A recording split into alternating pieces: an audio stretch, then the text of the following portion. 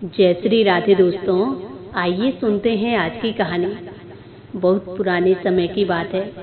एक गुरुकुल के आचार्य अपने शिष्य की सेवा भक्ति से बड़े प्रभावित हुए।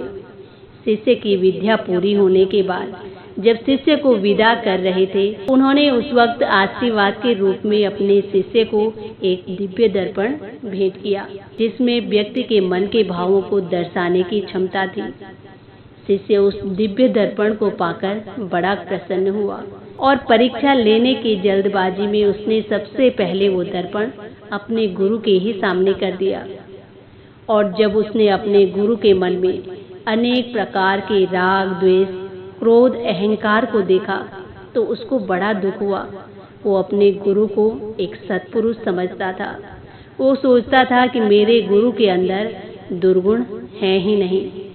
और ये बात उसने अपने गुरुदेव को नहीं बताई और गुरुकुल से उस दर्पण को लेकर अपने घर चला आया। वहाँ से आने के बाद उसने उस दर्पण से अपने मित्रों और अनेक परिचितों का परीक्षण किया, लेकिन सबके मन में उसे कुछ न कुछ राग द्वेष दिखाई दिया। ये देखकर उस शिष्य को बड़ा दुख होता है और तो और अपने माता पिता की भी वो परीक्षा लेने में पीछे नहीं रहा।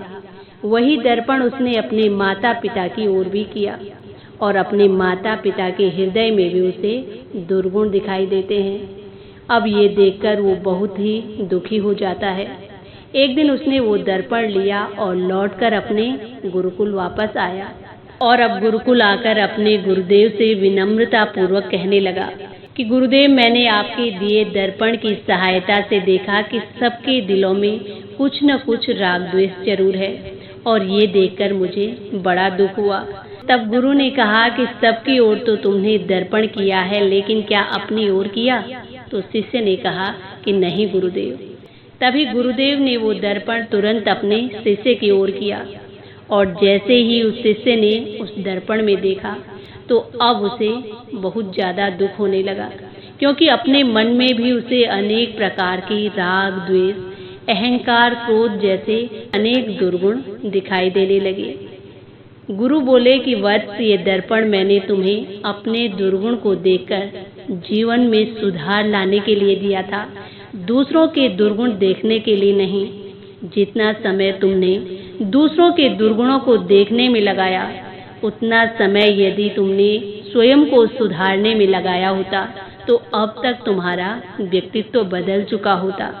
मनुष्य की सबसे बड़ी कमजोरी यही है कि वो दूसरों के दुर्गुणों को जानने में ज़्यादा रुचि रखता है। दूसरा क्या कर रहा है, दूसरे के अंदर क्या कमी है, ये देखने में उसकी ज़्यादा रुचि होती है। स्वयं को सुधारने के बारे में नहीं सोचता।